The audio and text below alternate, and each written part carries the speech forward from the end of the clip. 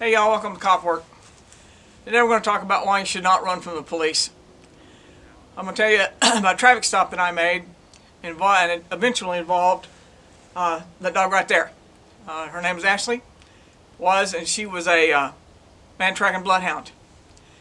And this traffic stop, all kinds of things went wrong on that with them. I pull this guy over, you see him, pull him over. They're on a roadway, there's a bridge here, this is a creek, and there's a school here that's under construction. Well, when I get this, I walk up to the guy's car, and I say, I introduce myself, tell him the reason I stopped him, ask him for his driver's license, ask him for his insurance. Well, he hands it to me. I go back to my squad car, and I run him, and he kicks a warrant out of Kansas. Well, the officer had been my partner, and when we were detectives together, as a motor jock. So he checks en route to come help me because the guy's wanted. Well, as I'm getting the driver out of the car, I go tell him, you need to step out. Let's go back here, back to the car. So we go back to his car, and he says to me, "What's this for?" And I said, "You're wanted out of Kansas." Well, when I said that, jerked his hands away from me, and off he runs. And so where he ran to was along this creek. Well, I see him go down the creek bank, and of course I'm running after him. Well, I can't catch him, and there's high grass and weeds and stuff all along this creek bank, so I can't find him. So I go back to my squad car. I tell my partner, I said, "Stay here with this guy. The other one's on the loose." So I called on the radio to get some other officers there to try to set up a perimeter so we could catch this guy.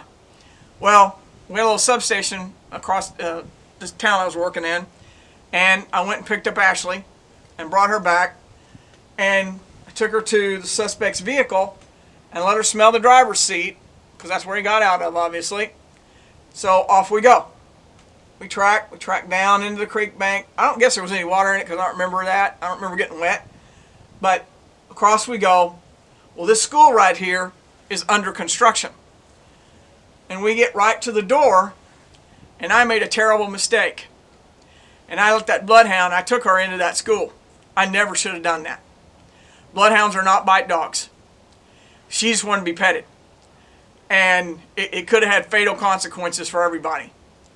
But I got caught up in the chase. I was stupid. And in we go.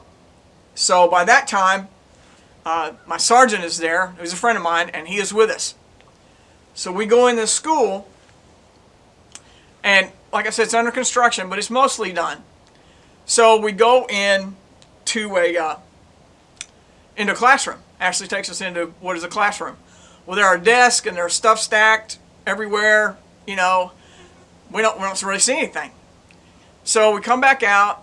We go on up through the school, and nothing. We turn back around, and my sergeant says to me, "What do we need to do?" I said, "Well, we need to call somebody with a bite dog to clear this building." And of course everybody's asking, construction workers, "Did you see anybody?" "No, we didn't see anybody, didn't see anything." Okay. Well, and plus, it's like 105 degrees. And so Ashley is really, really hot. And as we come back through, I said, "Let's come back through and go to the cars and see if we can get somebody with a bite dog. We'll seal this place off with a perimeter and see if he's in here somewhere." So we're walking through. Ashley takes us in the same classroom she took us in the first time. We go back in there. Well, stupid me, I'm like, okay.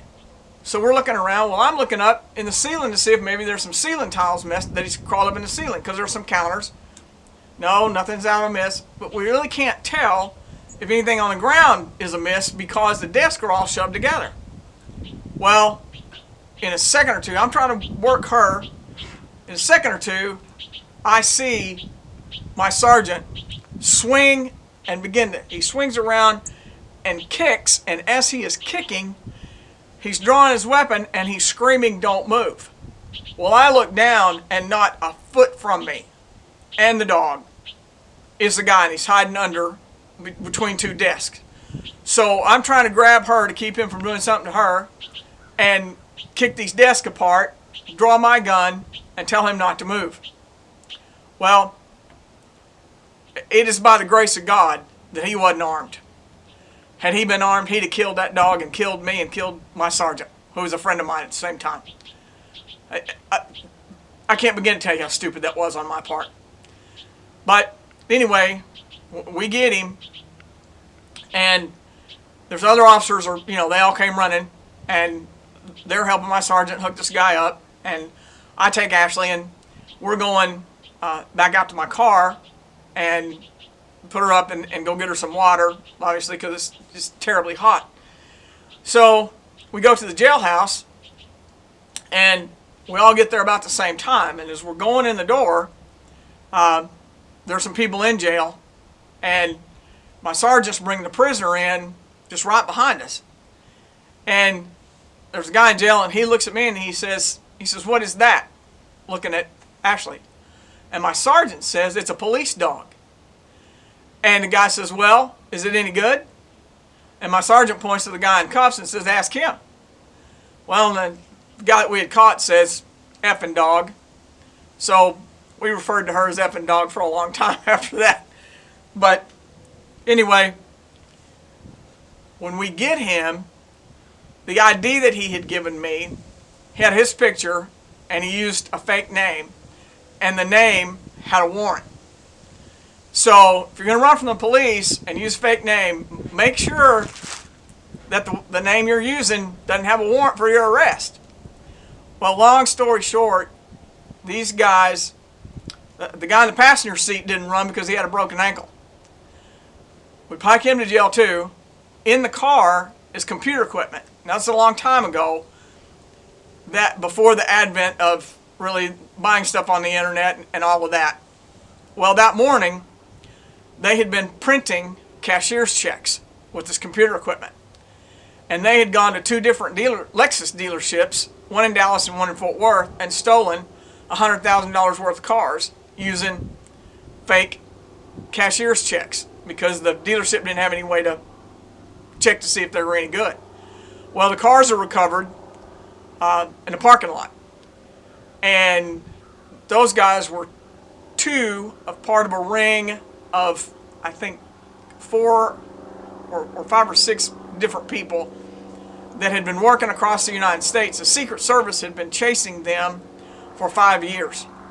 And what they had been doing was what they were doing in the town I worked in was they were looking for a particular bank because they were going to go in there with a fake cashier's check and try to open an account. But they couldn't find the bank.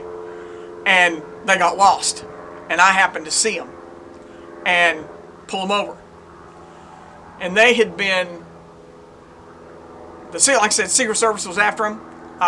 They had been throughout the United States renting houses, expensive, big money houses, yachts, expensive cars. When they steal cars, they would get in the motor and grind off the VIN numbers, all this kind of stuff. So you really never know what you're going to find on a traffic stop. And if you're a patrol officer, you never know what you're going to catch on a traffic stop. It could be anything, which kind of made the routine traffic stop sometimes kind of exciting. So anyway, they all went to jail, and it worked out. It was a really good day for everyone, even though I did something really, really stupid. And like I've said before, if you can, donate to the hurricane relief effort. They need everything. And to quote, again, one of my favorite cop shows that's ever been on, Hill Street Blues, to paraphrase, y'all be careful out there.